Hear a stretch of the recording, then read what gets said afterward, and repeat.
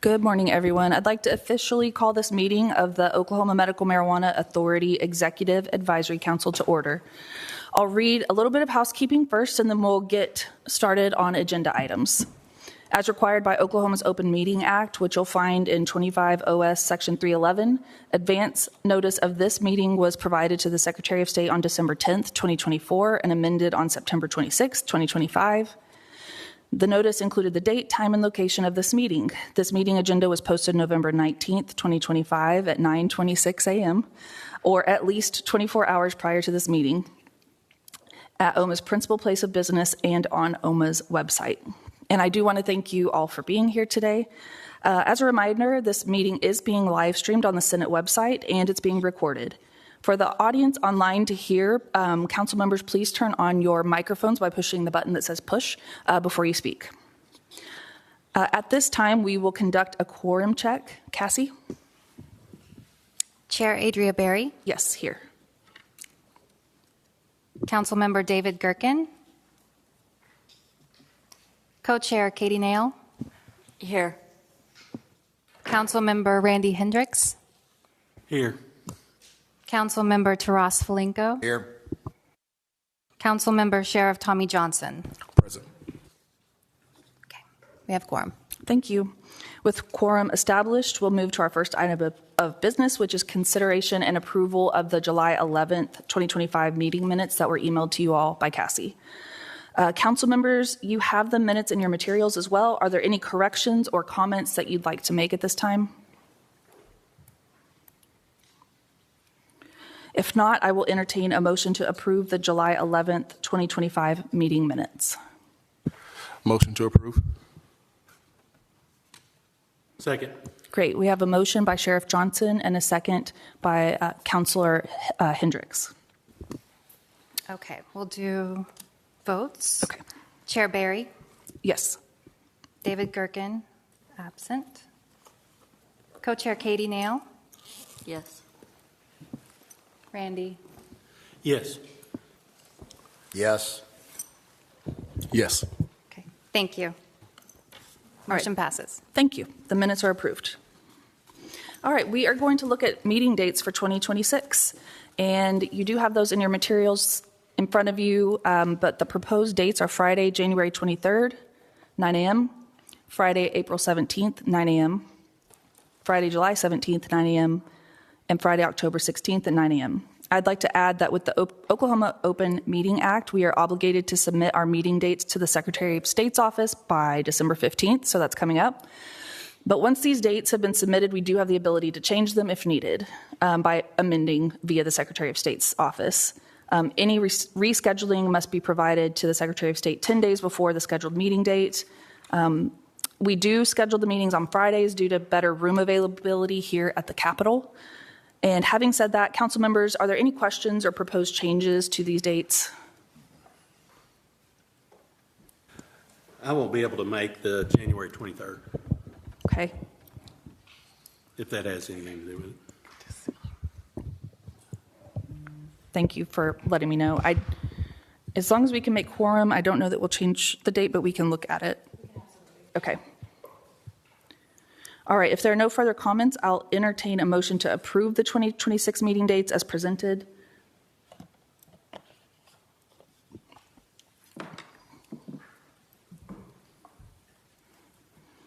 And again, we can amend them after we've submitted, as long as we just give the proper notice.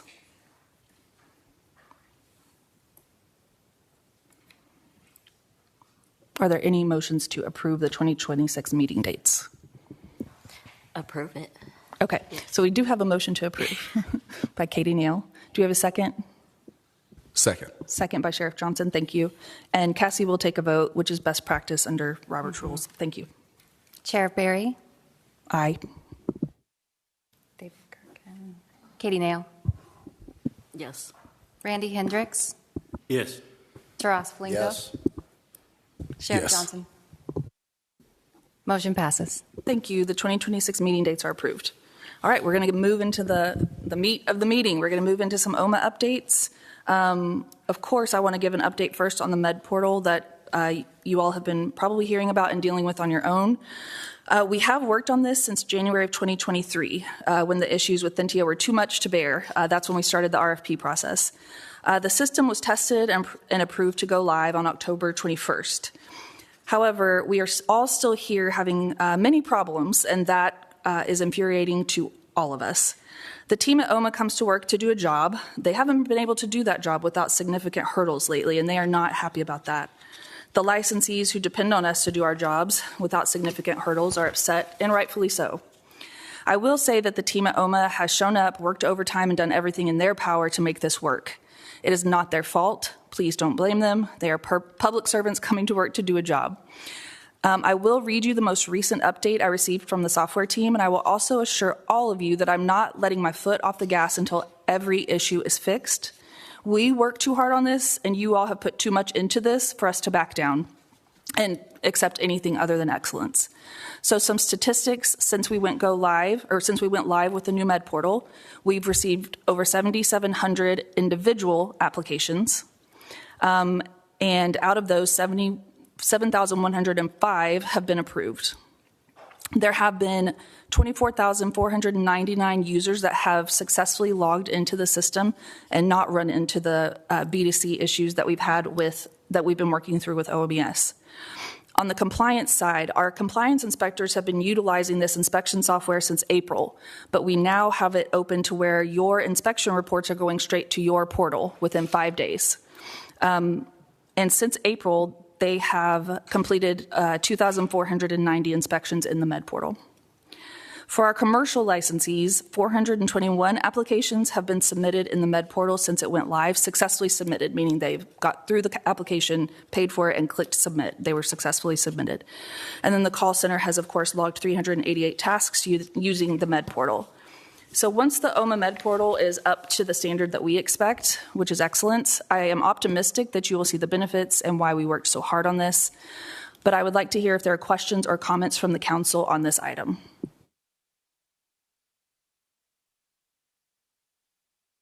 All right, thank you. I'd like to move to the next agenda item, which is discussing opening up for public comment in 2026, and we'll need to have a discussion on this. I'm going to get a little bit more open with you all than I normally do. I like to stay pretty private in this role, but I want to open up discussion about adding an agenda item to each meeting in 2026 where we could open up comments to the public in the room. Similar to a city council meeting or a rulemaking public comment hearing, people would sign in, indicate that they'd like to participate in the comments, but we would set a time limit per comment just to keep it within boundaries, and we would want to set a standard that comments should be constructive and professional in nature. And this is where I'll be candid with you all. When I started at OMMA in 2021, I came in with the perspective that I wanted to have an open door. I talked with everyone about everything. I went all over the state. I met with everybody that had any interest in meeting with me. Unfortunately, I learned within the first 2 years that this tactic in this environment led to people who took advantage of this kind of access. So I really, at that time, shut the door and have kept it pretty tightly closed. And as you all know, I've been sued personally and professionally many, many, many times in this role. That comes with the job. They've been all successful, but it's still a drain on resources to fight lawsuits. I've been threatened many times. I don't know if you guys know that. Local chief of police sent extra units to guard my house one time because of the threats. My staff has withstood threats, name-calling, ridiculous behavior, all for doing their jobs. And I've been accused publicly of everything from having some secret devious plan to cut the number of licenses, to being corrupt, to being racist, to sleeping around. I'm sure there was some writing on the wall that I missed, that working within a new regulatory space like this would bring this sort of scrutiny. Regardless, I am actually just a regular Oklahoman who said yes to doing this job. And I do want to do a good job. That's my goal. I go home every day to my family and my kids who keep me humble, and my dogs. And if you think there's some conspiracy or ulterior motive, you are absolutely wrong. And if you are the guy who wants to see me hung for treason and left swinging, I hope you know that that's not how treason works. Read a book. So yes, I've been hesitant to open this meeting up to public comment. We at OMMA receive public comment every day in the form of constant feedback from industry and patients, and have had intentional conversations in various communities to learn what is going on and how we can improve. The opinions vary as widely as you can imagine. With 5,000 businesses, the opinions of how things should be done are all over the map. With 350,000 patients who have needs ranging from cancer treatments to Parkinson's to anxiety, there is incredibly diverse information to work with. So while I'm hesitant, I'm also a believer that good government is open and transparent, so I'd like to open this up for discussion. Can I be recognized for comment? You're recognized. Thank you. Yes, I too agree with you. I've been in many spaces where public comment oftentimes gets out of control, and decorum, what I feel is lost in many situations when people are certainly passionate about a subject. But I've also seen a lot of times where people provide a lot of insight. I'm not going to say that I know everything, and I don't. And so there's oftentimes people in our community in different spaces that can provide amazing information that, frankly, I or we won't see or don't see. And I think that benefits our community as a whole to listen to those, everybody around and within this issue. And so I am for opening up public comment as long as we can maintain decorum while it's happening. Thank you. Taras? Well, first I'll say that anybody who's putting threats on you guys, that's unacceptable. So hope that the industry regroups over time. Our impression of what's been happening is it's starting to get a little bit more professional, with the people that we're interacting with. So that's been positive, but sorry that you guys are dealing with that. We, on our team, we appreciate everything you guys do. We know you guys are working hard. You're not the villain that some people have made you out to be. And not all of us feel like you're in some, we don't have some conspiratorial, theory that is, there's some, nefarious alternative that's being put in play to put us out of business. So, we don't think like that. Not all of us do. So we do, we want that. I would like that shared to the team, and try to do my part occasionally with sending you guys a note just saying, hey, we thank you, for the experience. And we just want a level playing field. Sometimes I'm a little bit, when I'm sending you guys some notes, it's just like, hey, I just want to have a fair playing field. As far as open comment, I like that idea. My question would be is there going to be a limit on how many people can speak? Because if we have 1,000 people show up and everybody's got 3 minutes or whatever it is, we'll be here all day. So, what does that look like? Yeah, I do think we can do that legally, that we can set a limit based on the time we have in the room.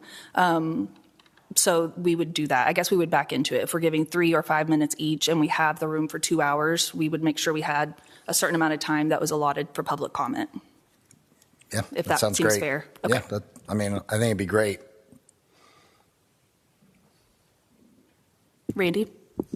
Yeah, I'm open to the idea. How you filter it down and disseminate is going to be an unusual situation, but because everybody's got an opinion out there, and I agree on the time. But, I get a lot of phone calls from people that are wanting to do this very thing, and it's not really up to me to help them with their licensing and all this kind of stuff. I mean, we're looked at as different out there, and I would like to see it happen, but how you guys regulate it is going to be interesting. So, Thank you. Katie?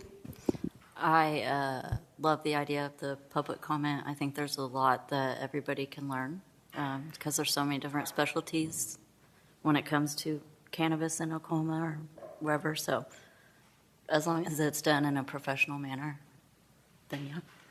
Thank you. We will add a public comment agenda item to our meeting in January, and we will look at the time that we have in the room and then set a limit on how many can occur.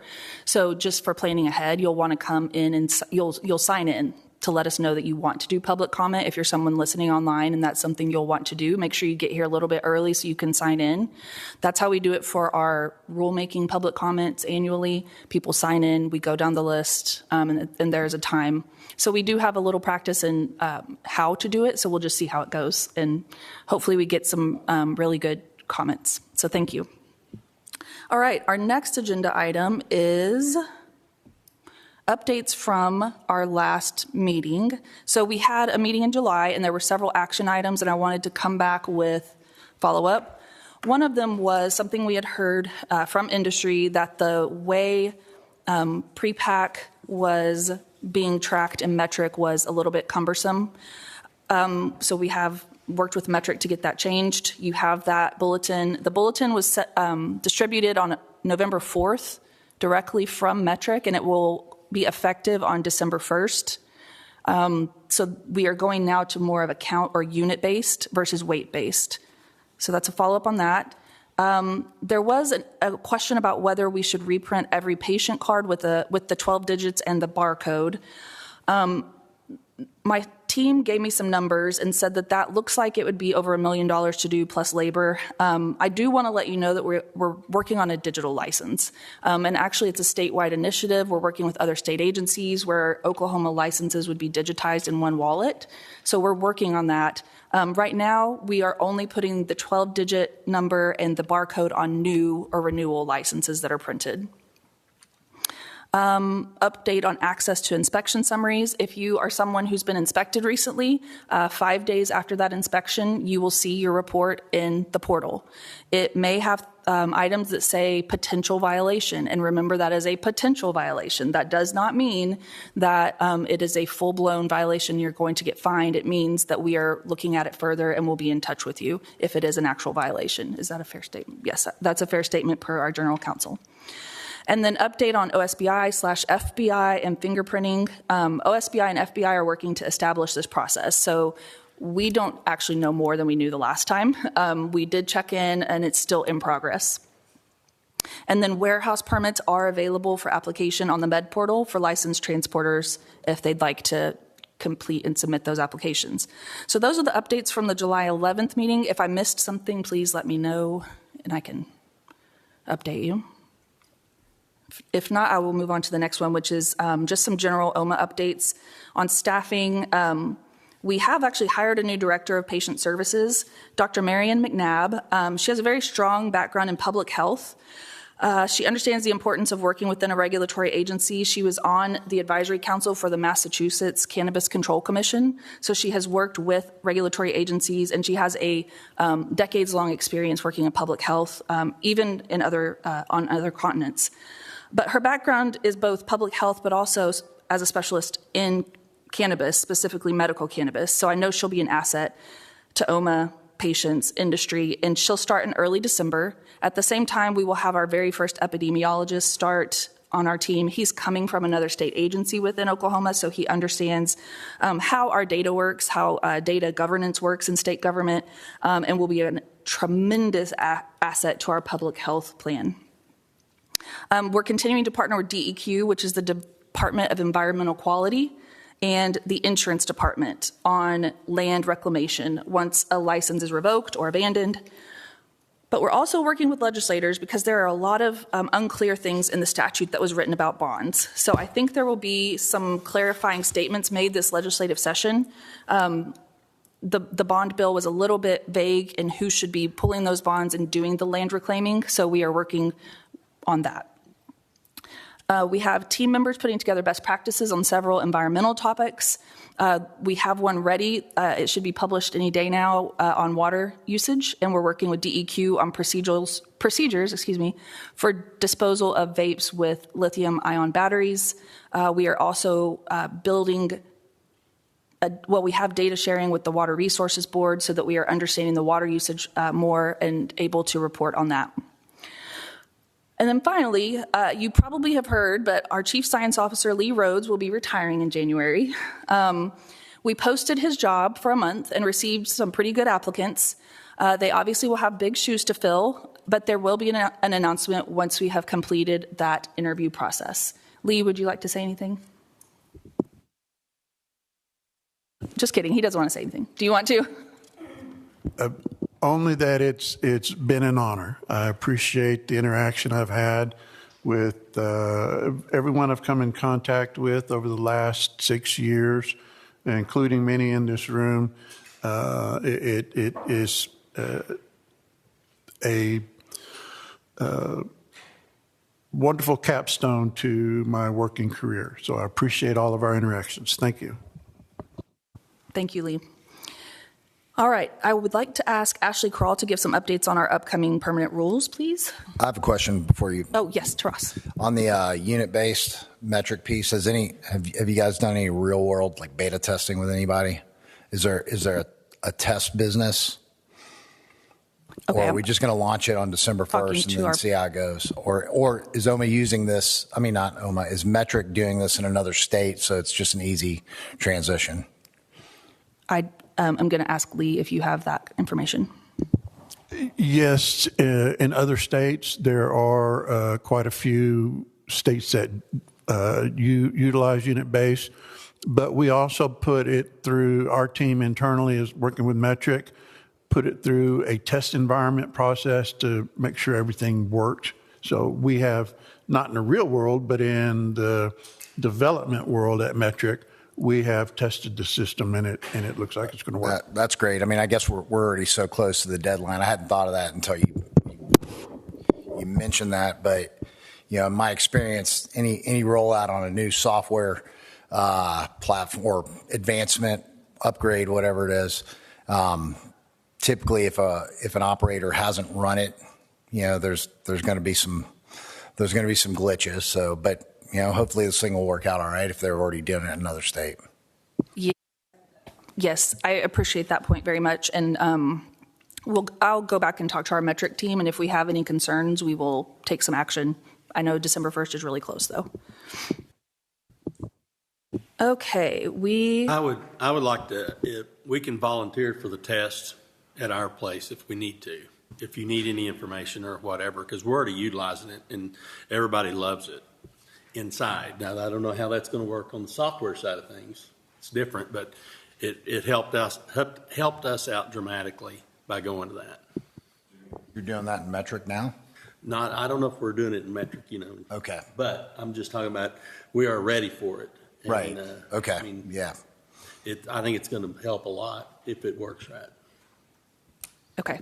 I will see what the logistics are on having it go live before December 1st for somebody to utilize, because I haven't asked that question. Okay. But thank you for that action item. And now I will turn to Ashley Kroll. We do have our annual rulemaking happening, and I want to preface Ashley's update with our perspective on rulemaking. We are limiting rules to just what statute says. We are not adding any of our own rules unless we are given statutory authority. I will say in our laboratory section of our rules, we did change a few words to streamline and match what the statute says and what the processes are. We want to make sure you all go out and read those, and I'm sure you will, and Ashley will tell you about the public comment time coming up. Thank you, Director. Yes, the public comment period for OMMA's upcoming permanent rules begins December 1st and will run until 5 p.m. on January 7th, 2026. There will also be a public comment hearing here at the Capitol for you to give your comments verbally on Wednesday, January 7th in the Capitol, 9 a.m. Like Director Berry said, these rules are limited to the new bills that were passed this year and then minor changes to streamline lab testing and the administrative hearing process. So expect an email to go out to licensees and a post on social media early next week to direct you all where to find these rules so you can review them ahead of that public comment period beginning December 1. Thank you. And that was January 7th, 9 a.m. in room 535 here at the Capitol. There will be a public comment hearing.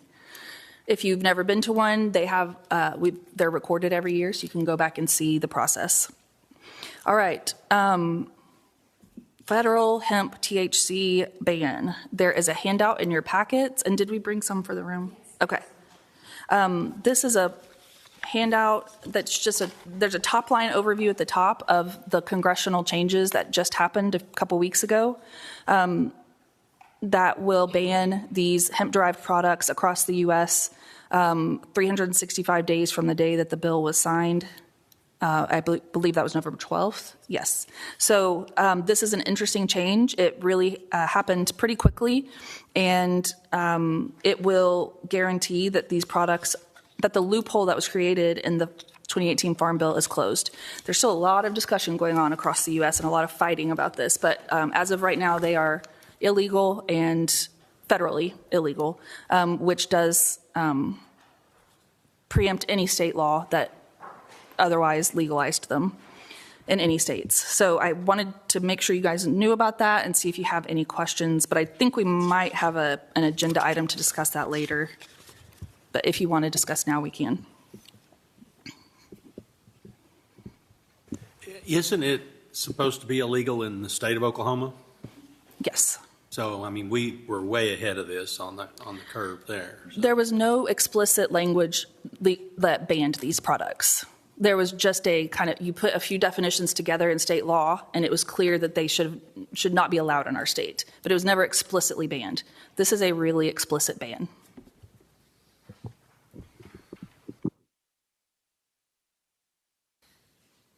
Okay, so I would like to move on now, and we can discuss hemp more at any point because that is a really hot topic. 2026 legislative session is coming up. Bill filing requests are due the first week of December, meaning we have to identify a bill author and ask them to hold a bill if there's something that we need to do during the next legislative session. So I would like to open it up and see if you had any recommendations for the upcoming 2026 legislative session. I guess one of my questions would be more legislative in a way. Okay. Is OMMA considering letting advanced practice providers sign recommendations with full practice authority and PAs? So we have not considered it. So if you would like for us to look into that, then we can. Yes. I would love for you to look into that. Can you, I will be clear that I don't know the difference really there are various, PAs and advanced practice. Can you send an email with the very specific ones that you would like to see have or recommending authority? Absolutely. Thank you. Yes, I can. Thank you. Yes, that would be a legislative change. Are we going to get a summary of this from Ashley? Are you going to send that out to us? You did it, I think, last year where we got kind of a summary of all the bills. Everything that's been filed after the first week of December. So the bills are filed in January, actually. It's the first week of December is the, you just have to request and hold a bill. Mid-January, they drop the thousands of bills. And then, yes, by the time we meet in early January, I know you said you won't, or excuse me, later January, I know you won't be here, but it would be part of our packet and information that we provide on what bills are filed. I have one more thing, including pesticide testing, again, and just continue future discussion on it, but including that. So expanded pesticide testing, more in the legislative, yes. It was disapproved last year, but go ahead and try again, yeah. Do we have any comments on that or any discussion on any other legislative ideas? And we can, even if they're brought to the January meeting, there are sometimes opportunities to add legislative ideas even in January. We just like to get ahead of it if possible and do the research. So we'll do the research on the items that you've listed, Katie, and we will have that information at the next meeting. Permission to make comment. I'm sorry? Permission to make comment. Oh, yes. No, I appreciate that, offering that courtesy. Especially for me, this industry is ever changing. It's a lot to kind of grasp. And so, like me and my team are constantly doing research. So if we get a little opportunity to look at things and see, where we feel like there could be some policy updates, I would appreciate that greatly. Okay, that sounds good. All right. Yeah, things have changed so much every year since the program started. We're hopeful that there aren't any huge overhauls this year. We haven't heard of any, but you just never know until the bills are filed. And we will make sure to keep you all updated on that. Okay, thank you all for that discussion. And we'll go ahead and just move into council member updates because we do have quite a few. And I know, Katie, you would like to discuss medical staffing within OMMA, so you have the floor. Well, I guess you answered my question with the new patient services director. Okay. I love that. But it really came, given the critical role of like decision-making, safeguarding of public health, when it comes to cannabis, I was just wondering, is there any other, maybe adding additional board members with, as far as the patient side goes, medical cannabis and, well, and the new epidemiologist. So I see you're working on that. But I think maybe adding an additional like board member with medical as well would be Okay. beneficial. And that would be a legislative request since they laid out exactly who's on this council, but that is something we could ask for. We could ask to expand medical expertise on the council.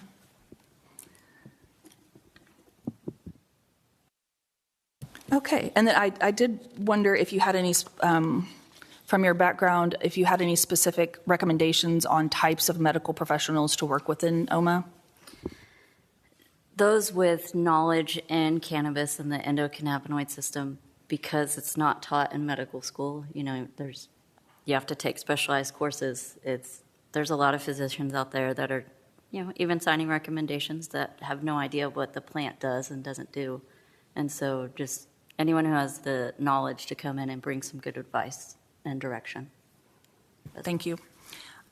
I will kind of get ahead of Dr. Marian McNabb joining us, but I know that she'll tell you guys this too, or maybe she won't, but she has relationships with some of the preeminent physicians across the United States, like Dr. Grinspoon, Peter Grinspoon, Dr. Ethan Russo. These are people she calls friends. So we're going to have some resources that we've never really had, and I'm really excited about that. Okay, and then you wanted a status update on the lab, which I'm glad you asked. We definitely want to give that, and Lee is here to give the lab status update. Do you have any specific questions about it, though, before he starts? Not this time. Thank you. When we met last July, I was in a position of saying we were going to get our accreditation. We have since accomplished that. We had our 3-day on-site inspection at the end of July. We had 4 very minor changes we needed to make to some documentation, accomplished right away. We got our official certification in October. We started out with a limited menu of testing that we wanted to get accreditation in so that we could start fulfilling what we do quicker rather than waiting till everything was complete. Right now, we wrapped up our validation for pesticides and cannabinoids and concentrates.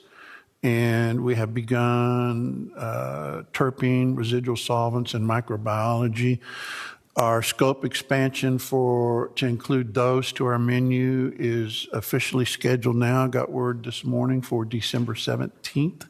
So we anticipate rapidly after that being able to add to our menu of testing that we'll be conducting in fulfilling our duties in the QA lab. That's basically it in a nutshell. Our validations are going extremely well. We're able to achieve the limits that we hope to achieve, and we'll continue to maintain, you know, that level of precision and accuracy going forward. Any questions about that or comments from the council? Okay, thank you. Very exciting stuff happening at the QA lab. And then, Katie, you'd like clarification on emergency rule of not allowing visits for medical marijuana cards at dispensaries. Could you expand on that, please? Yes. Does the restriction apply to parking lot? Is it adjacent property? Is there any specific, because a lot of patient drives happen within parking lots, so making sure that the physician and the patient are not violating. So I didn't know if there was any specific information on that. So my team pulled so in 2019, the legislature said that they shall not be located, so a physician shall not be located at the same physical address as a dispensary. And then the rule was put in 2019. Let's see. Even virtual, though. Language regarding virtual appointments have been on OMMA's website and the dispensary inspection form since 2022. So we haven't made an emergency rule on this. Nothing has changed. But it does say that they shall not be located at the same physical address of a dispensary, including virtual appointments with patients who are at a dispensary. So this could be a legislative clarification, I believe. Do you think? Okay. That's what Okay. it sounds like. Okay. So we can seek clarification on legislative intent on the virtual piece, whether they are supposed to be at a dispensary or not. I believe, and so I'm a little hesitant because all of this happened before I started at OMMA, and so pulling this information about where the intent for the language came from, we'll have to do some more research before we'll approach the legislature about that. Thank you.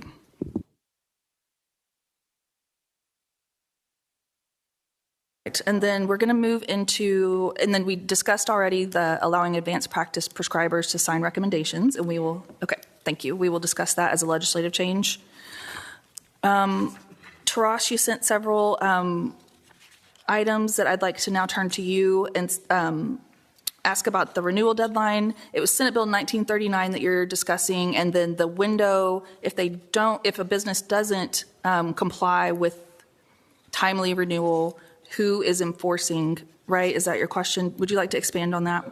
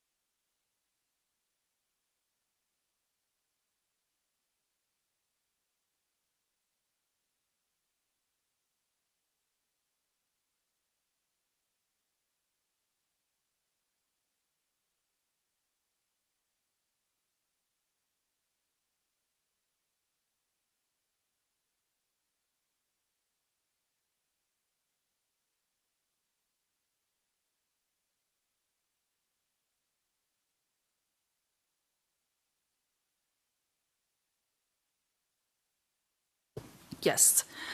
Okay, Senate Bill 1939 was a very, very complex bill that took all of us a lot of time to understand. So I will say a couple of things. Since our July meeting, and I told you guys in July, all of you, that we had changed staffing in our commercial licensing department. Processes have changed. We got to the point where we were doing same-day turnaround on commercial license applications because of those changes. So we're in a much better place. The OMMA Med Portal also puts us in a much better place once it is fully, completely data migrated and cleaned up. So the likelihood of a licensee waiting on us, as long as I'm here, that will not happen. We won't let someone get to zero because of us. We won't stand in the way of someone doing business. And that is a standard that comes down from the governor, who is my boss. Government should not stand in the way of people doing business. So if it is just waiting on us, that will not happen. However, yes, the law says if you if you apply after that 60 days, you must cease operating after expiration and until the renewal application is approved. So you would have to cease operating, basically. So that would mean if you're a dispensary, you are not opening your doors, you are not selling anything. If you're a grow, you are not operating until the renewal application is approved. And a licensee who fails to submit a renewal application before expiration can still submit a renewal application for up to 60 days after that, but they have to pay a $500 a week late fee. So it is complex, and I think that there are probably areas that there are gaps that we need to ask the legislature to clarify for us. So do they want us to say if you are expired, does that mean you have to waste everything in your inventory, or do you just embargo and hold? I think we need clarification on that. Okay, we need clarification. That'd be helpful.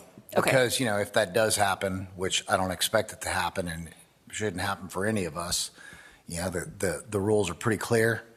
But if it does, then what do we do? On the farm side, on the cultivation side, it's an agricultural product. So that destroys the business there at that point. If we have to, so we need some guidance there.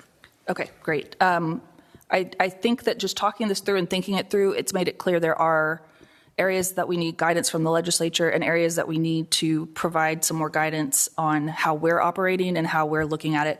But as of right now, this has not happened that I'm aware of. We have not had someone expire and we have not had to reach out and tell them to stop doing business.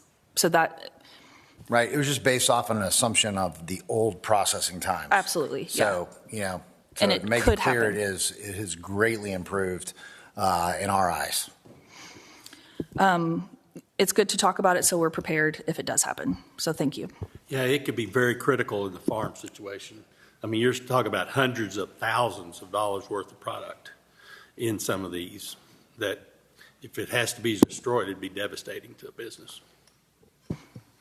Yes, absolutely. And then I want to put out there, if any of you are aware of a business who's operating without a valid license, please do let us know. We actually open those investigations now within days and respond to each complaint that we receive. So letting us know is the key there if you do know of someone operating without a valid license. And then the post-license deactivation, oversight, and enforcement responsibilities. So I'll give a little overview. When we suspend a license, they shut down that day. They cannot do any business. They cannot move any product. Our team does go out, the OIE team, which is Investigations and Enforcement Team. They notify local jurisdictions within 24 hours to let them know that business should not be active.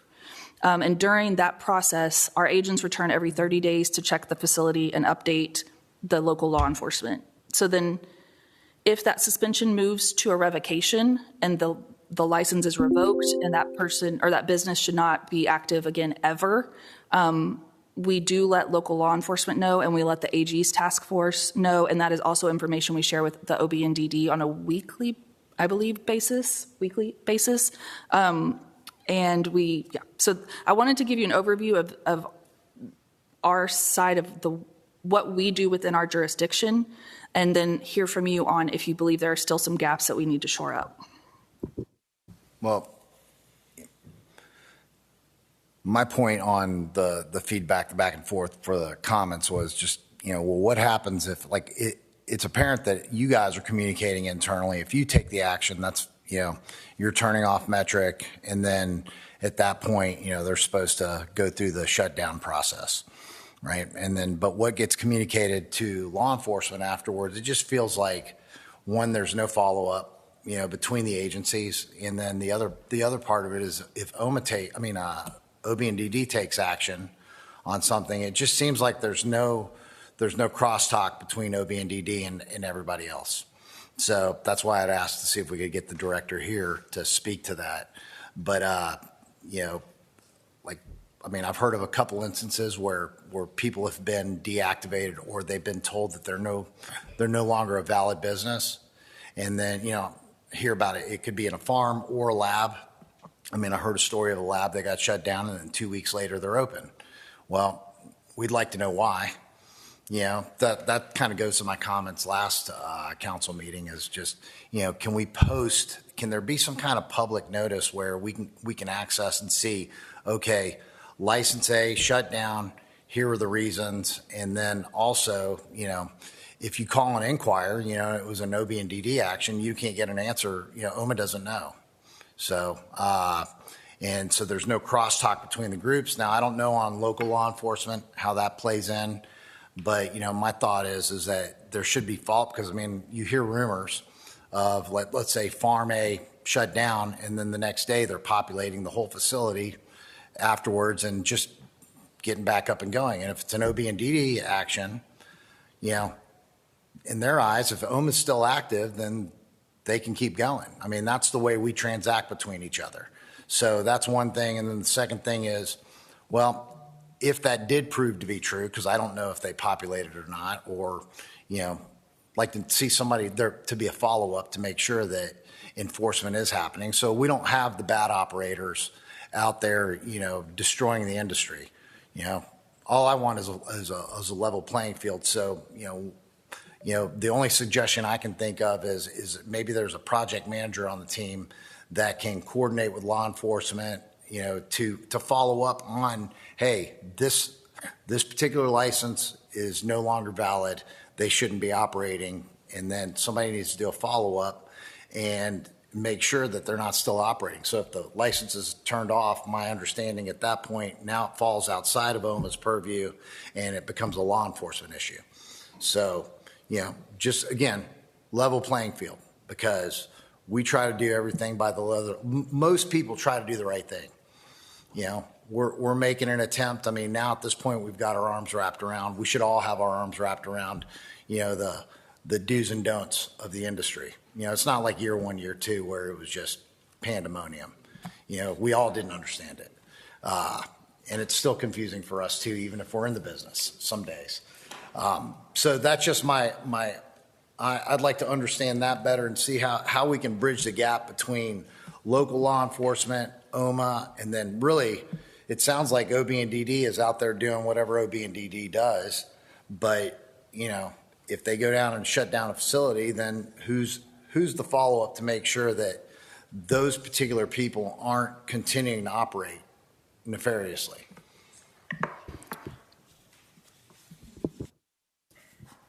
I have a lot of thoughts, but I'm trying to figure out the words I should say. OMMA has built a process. We have a team that has unprecedented communication with law enforcement. We've never had this much communication with law enforcement. We're doing better than we ever have. We cannot control outside of OMMA.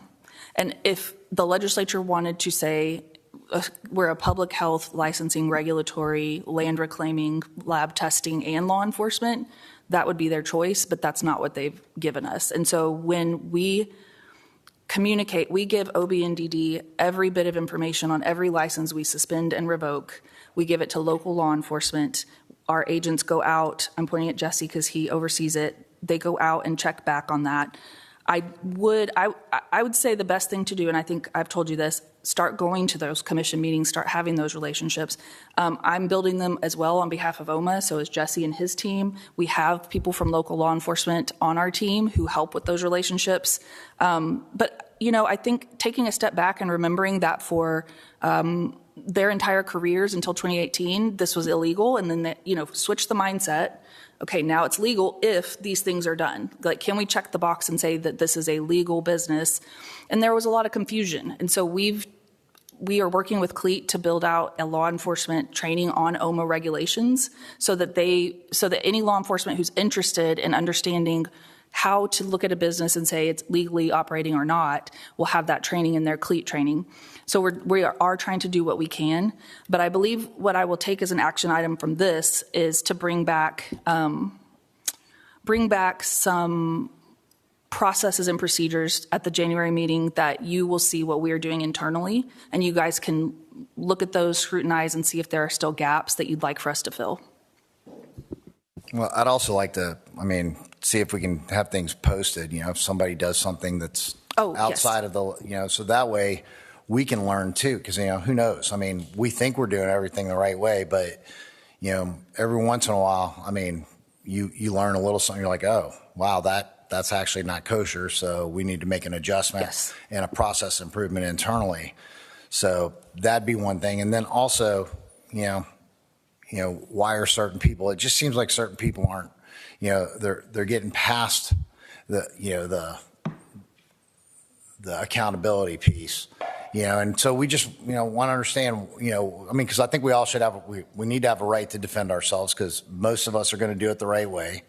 But there's still that pocket of players out there that they're willing to break the law and, that hurts the legitimate operators. And it's a safety concern because if they're breaking the law there, they're probably not, they're not probably following the same standards that the rest of us are following for production and making sure that we're producing, high quality, clean products for the customer patient.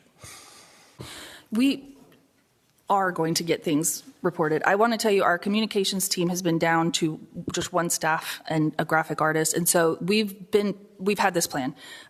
We've been suspending like 2 to 5 licenses per week. Like we're out there doing this work. The next step is for them to send out a weekly update and an email of those business names so you guys know who is being suspended. So when you say there are people escaping accountability, if you got to let me know, let me know what you're talking about so that we can address it because we're out in the field every day and we are doing the work. So if there are people that are slipping through the cracks, let me know. Well, we don't really talk to each other. We're still fairly tribal and this is a little different than other industries where we're starting to see crosstalk between, frenemies, and try to learn how to succeed and be great. But, it's also more than just people that got in trouble, but it's more of like, what did they get in trouble for? So we can make, if we see something on that list, we can make adjustments internally, and fix it proactively versus wait until we have somebody come in and be like, hey, you're not supposed to do it like this. Well, I'll tell you that your statement that things are better than the first couple of years, out in the field, they're not. We're still shutting people down for having thousands of untagged plants constantly, thousands of untagged vacuum sealed bags. Yeah, no, I mean, with 2,500 plus farms, we're still there where people aren't going to conform. But at the end of the day, I feel like, at least the communication, and maybe it's just because we've all kind of coalesced around, like we understand the rules, and trying to do it the right way. So that's what's important. Then once we get to this next topic, that's probably the biggest piece. Okay, we will start reporting that. Microphone. We'll have a dedicated webpage where we'll post that information. We'll also send out an email and post it to our social channels as well. Okay, and then the last one you wanted to talk about, I believe, nope, second to last. Oh, wait, no, yes. The intoxicating hemp enforcement and future regulatory alignment. Well, we talked about it a little bit already, but, obviously federally this thing gets shut down next year across the country. I mean, I can't tell you how many, queries we get from out-of-state producers to sell us, THCA and Delta-9 products. And so that happens. And then, on top of that, they're shipping directly to people, so now at the state level, it's in theory illegal, but, I can drive around. I can name 3 places right now I mean, I know there's more, but I just, that are selling without a medical license, but they're selling basically, we're calling it gas station, weed. And, not only is that's a major safety issue because it doesn't require testing. But second, it erodes our ability to do, it's stealing business from us. And, I don't have a problem with that aspect of the product, being produced that way, but it needs to be tested and it should be funneled through the dispensaries. So that way we can have a higher expectation that the products that the patients are using are clean and not going to create issues. Because, again, we talked about this last session too, is, the moment somebody gets sick, most likely it's going to come from one of those products. Well, who's going to get blamed? It's going to be guys like us It's going to come on the legitimate operators. And, you know, by the time that ship has already sailed and everything has been cleaned up and we find out it's somebody who's operating, you know, inappropriately, well, the damage has already been done publicly, you know, not only with the public, but with law enforcement as well. You know, and so I just want to see that, you know, I guess I know it's not in the guideline, or it's not in the legislation for OMMA to manage, but I mean, something's got to be done here, you know, and I don't want to wait until November 1st of next year. I think that's, you know, it's already tough enough to succeed as it is. I mean, we're all strapped right now, you know, across the board. I know you guys are too, but you know, it's been a tight and challenging market, you know, especially with, you know, some of the changes that transpired over the year. But you know, then we're still contending with these people that are selling, you know, in their gas stations or smoke shops or, you know, convenience stores. I mean, I walked in a convenience store the other day and some guy was selling, you know, THCA vape, or not THCA, Delta 9 carts, and, you know, had a couple products. I'm like, man, this guy shouldn't be selling this. So, but that's not under your wheelhouse. That kind of falls under these guys in OB&DD. Well, you know, we still have 7, you know, I don't know how many people are out there doing that. And to your point, I think the biggest issue is for law enforcement. We don't know what we're looking for. I think it is assumed, because once again, we talked about this industry being so new and ever changing. It is assumed, well, if it's for sale in this gas station, I mean, that it's legal to do. And so I feel you there. Maybe it would be of interest to, you know, because as a sheriff's office, we deputize people to go out and do certain things and create MOUs.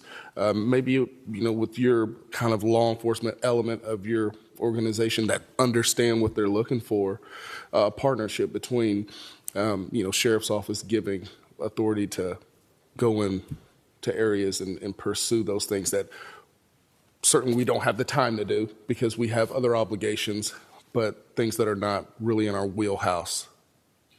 Yeah, we can definitely discuss that. We can get our general counsel with, it would probably be with the DAs, right? Okay, with the DAs to discuss what that would look like, and with your counsel.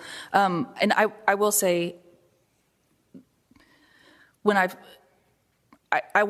think you guys know this, and your comments on the record are just exactly right. We want something done about it too.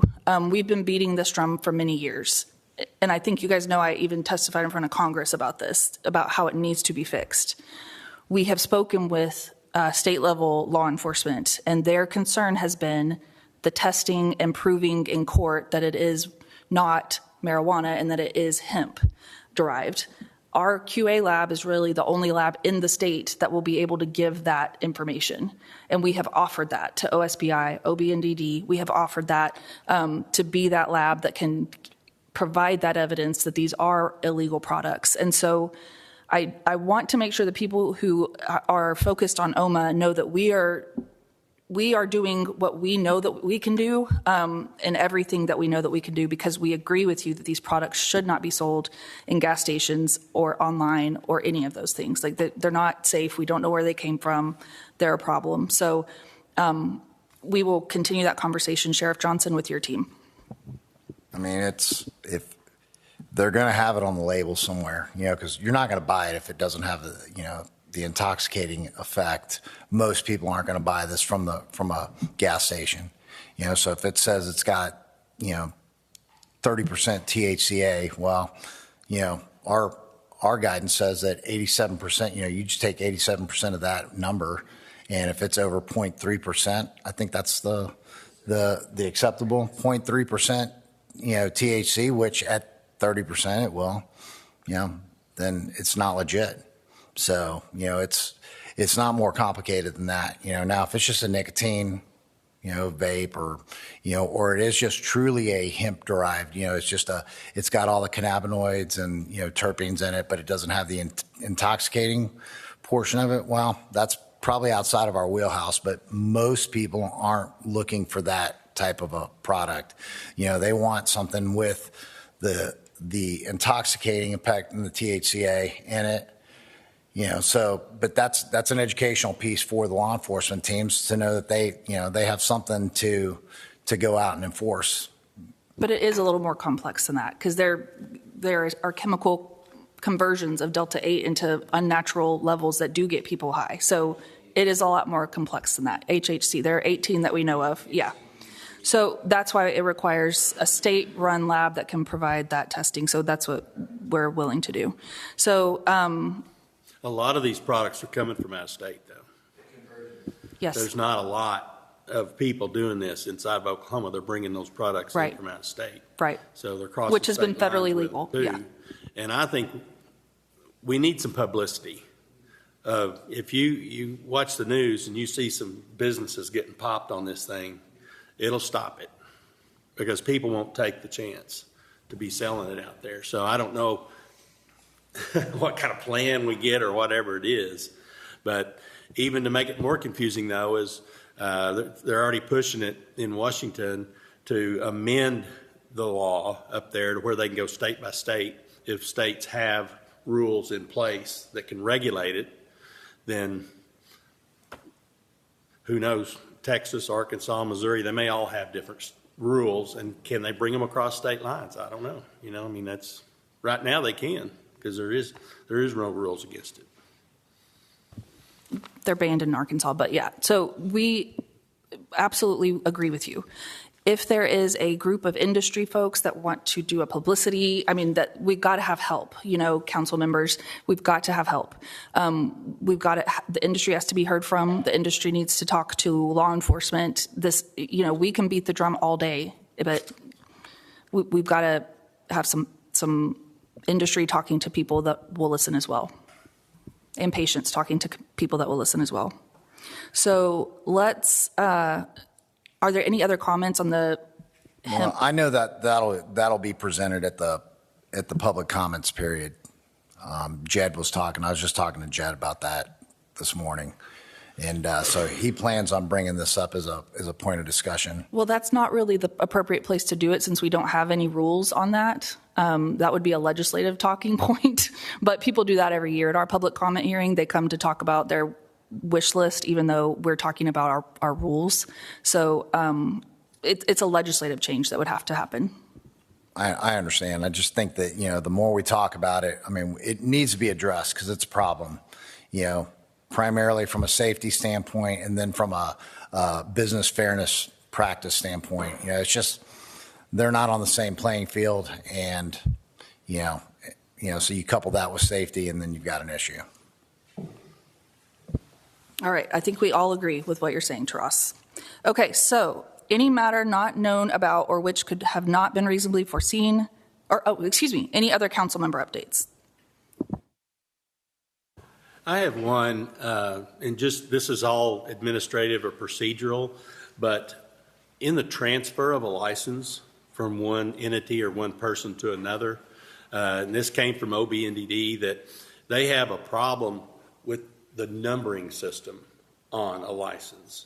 They said if we would just have if OMMA could issue a license that had the number -01 or just something to make it a little bit different, because, and I don't understand the whole legalities of this. I just heard about it last week, but it's evidently it is a problem on a national level. From a federal level, they were saying that if we could put a number out there on a license that has just a -01, and then when it gets transferred to the other one, keep the number the same but -02 or something like that. I don't know if that's possible. Well, their general counsel was in our office this last week, so I'll get with my team that was meeting with him and find out if we've received that information from OBNDD and if it's something we need to do. I think it's just sounds like a simple thing, but I don't know if it is. That's the first I've heard of it, so I'm going to ask my team if that's been brought to them. Any other council member updates? I have a question on I don't know why I just lost me. If you have a home grow, if you're leaving the dispensary, if you're going from, home to somewhere else, what's the best and most appropriate way for people to transport so they're not getting in trouble? Are we expecting people to put their stuff in the trunk?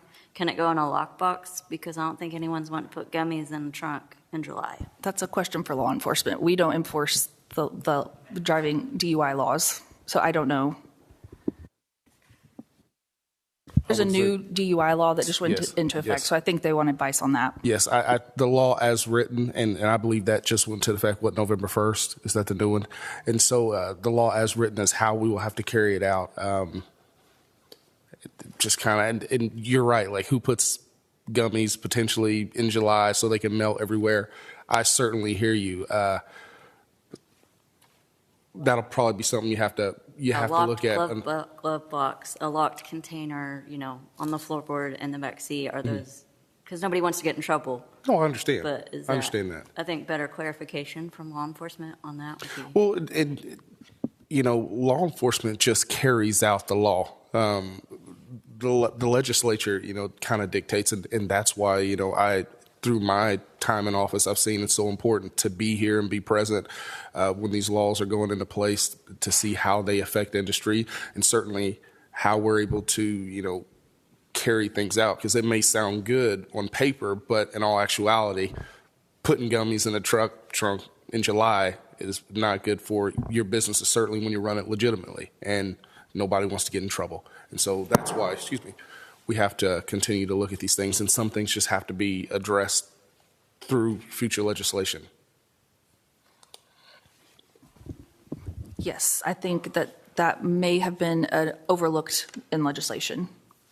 Well, the other thing, I mean, I know this isn't really the forum for that, but the way I read the law, and I might have got it wrong, but if you're driving and let's say you have your product locked up, but somebody thinks you're intoxicated, you're not, right? But I don't know how they're going to test for this, but if you have anything in your system, then you could have partaken.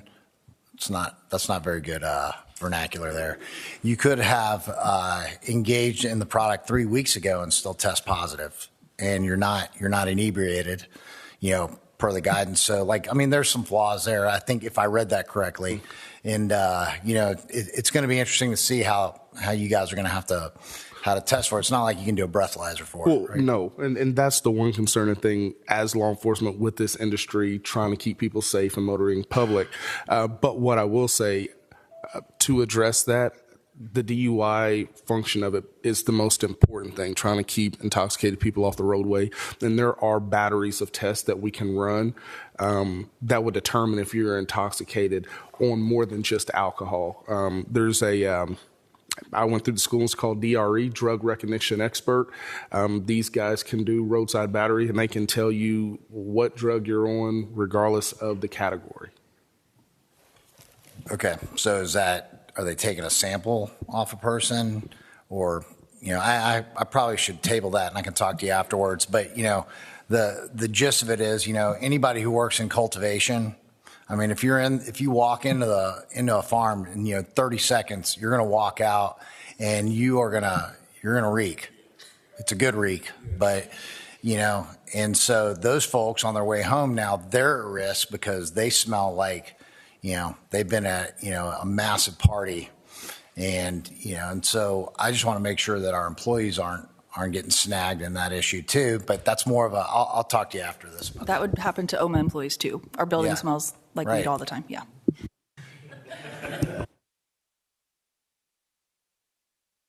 Do we have any other council member updates? Okay. Any matters? Just want to say one thing. I was so glad to see the unit versus batch thing, which was started in this room, and we got it out there in a rule or the metric that I think is much more workable when we're done here. So at least we're not thinking that everything just goes to the side here. So it worked out. So I appreciate you guys listening to us. Of course. Yeah. I hope that my update about everything we've done since the last meeting shows that things don't go to the side. We're taking action. And so please keep bringing items, because that's the point of this. All right. Let's see. I think I'm required to say that our next item is any matter not known or which could have been reasonably foreseen 24 hours prior to this meeting.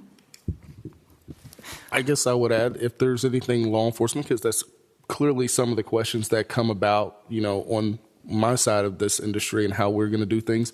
If those could be directed to me, that way I can bring back answers and have things prepared for everybody, I'd appreciate that. Sure, yeah, we can definitely do that. Thank you. All right. If there is no further business, I will entertain a motion to adjourn. Motion to adjourn. Was that Taras? I'm sorry, who was the first? Oh, Sheriff Johnson with a motion and Randy Hendricks with a second. I think that we'll just accept that motion and second and say we are adjourned. Thank you. Have a wonderful day and have a wonderful Thanksgiving. I hope everyone gets some downtime.